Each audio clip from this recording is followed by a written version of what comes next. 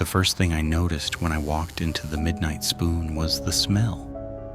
Burnt coffee, fryer grease, and something sweet that reminded me of apples. The sign outside buzzed in the fog, half the bulbs dead, the word midnight flickering like it was trying to stay awake. I'd taken the night shift because I needed the money. Simple as that. The manager hadn't shown up for my interview, but the key was taped to the door with a note. "Start tonight, follow the rules." Inside, the diner was empty, except for a single red booth and a flickering jukebox that played old songs by itself. Behind the counter above the sink, I found the rules written in black marker on yellow paper. There were 7 of them, the ink smudged but readable. Rule 1, keep the pie case full. Rule 2, never touch table 7. Rule 3, feed the dog out back before midnight. Rule 4, don't answer the phone after 2 a.m. Rule 5, don't mop near the jukebox while it's playing. Rule 6, never eat food left on the plates. Rule 7, leave before sunrise. Lock the door behind you. It sounded more like a prank than a job orientation, but I shrugged it off. There was a whole fridge full of pie, cherry, apple, chocolate, cream, so I made sure the display case was full. The rest of the diner was quiet, too quiet for a place that claimed to stay open all night. I figured the manager just hadn't gotten around to hiring day staff. Around 11:30, I went out back to dump the trash. That's when I saw the dog. A big black mutt sitting by the dumpster, eyes glowing a dull yellow in the dark. Its ribs showed through its fur, but it didn't move when I got close. I remembered Rule 3 and found a half-eaten burger in the fridge. I set it down by the dumpster. The dog sniffed it once, then looked straight at me. I swear it nodded before eating. I laughed nervously and went back inside. By midnight, the highway outside went dead silent. Not a single car passed. The neon sign buzzed louder like static in my ears. That's when I noticed it. Table 7. It sat in the corner by the window, the only one without a menu or napkin holder. The surface was spotless, though I hadn't cleaned it. The seat cushions were indented like someone was sitting there earlier. At 12:15, the bell above the door rang. I hadn't seen a car pull up, but a man walked in, thin, pale, wearing a gray suit that looked older than me. He didn't say a word, just sat down at table 7. My stomach tightened. Rule 2, never touch table 7. I pretended not to see him and wiped the counter instead. The man didn't order, but after a few minutes, a slice of pie appeared on his table. I hadn't served it. The pie tin was still in the fridge. The man began eating, slow and quiet, like he had all the time in the world. I didn't blink until he finished. He stood, nodded once toward me, and walked out. When I looked again, the pie plate was gone. I told myself it was a trick of the light. Maybe I'd been more tired than I thought. But when I checked the pie case, one slice of cherry pie was missing. By 1:30, I was jumpy enough to keep the lights bright. The jukebox started playing again, no one near it. Some old song about lost love and blue moons. I heard the low hum of a mop bucket in the corner, and for a moment I thought about cleaning near the jukebox to keep my hands busy, but Rule 5 came to mind. Don't mop while it's playing. So I waited. The song ended.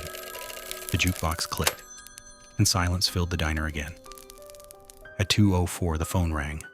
A real old landline phone on the wall. The sound cut through the air like a knife. I froze. Rule 4, don't answer the phone after 2 a.m. It rang again, louder this time, almost angry. I backed away, heart pounding. By the 10th ring, it stopped. Then came a voice, soft but clear from the receiver. You're late. The lights flickered. The jukebox hummed without music. I wanted to leave, but the last rule said not to until sunrise. So I sat behind the counter, counting the seconds. Around 3, just chatting, the door opened again. A woman stepped in wearing a waitress uniform from the 50s. Pink dress, white apron, name tag that said Ruth. She smiled like she'd been expecting me. "You're doing fine," she said. Her voice sounded kind, but her eyes didn't match the smile. "Just keep the pies full."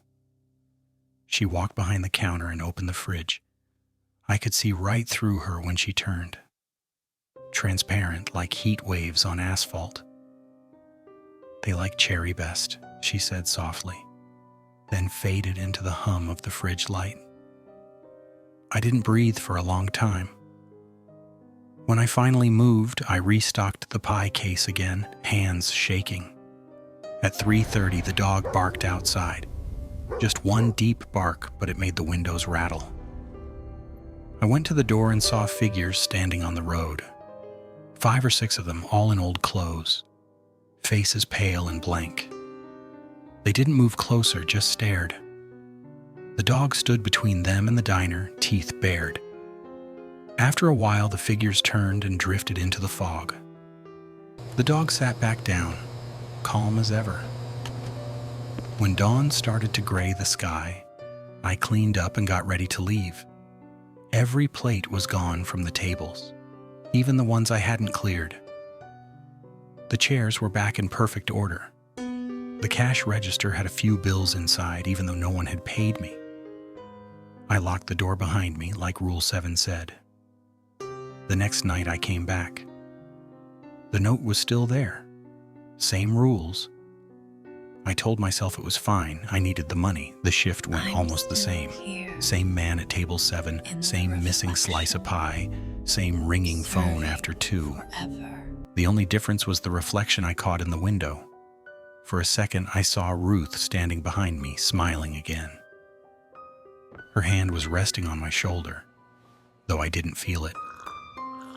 After a few nights, the rules started to make sense. The pie kept the dead calm. The dog kept the road clear. The phone was something that didn't belong to our world. And table 7, that was a seat for whoever hadn't crossed over yet. The diner wasn't just a place to eat. It was a waiting room between life and whatever came after. One night around 4 a.m., I saw my own reflection in the window, and something about it felt wrong.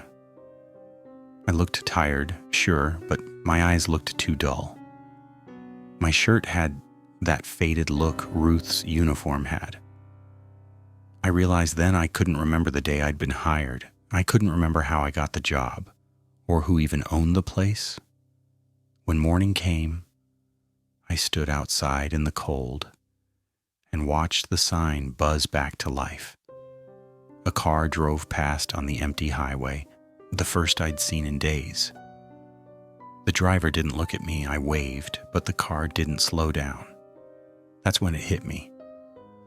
Maybe the job wasn't about keeping the diner running. Maybe it was about keeping me here. The next night, the key was already in the door. The rules were still taped above the sink. But there was one new line written at the bottom, in fresh ink. Rule 8. Don't forget. You're part of the staff now. And when I turned to look at table 7, I saw Ruth sitting there with a cup of coffee, smiling like she'd been waiting for me.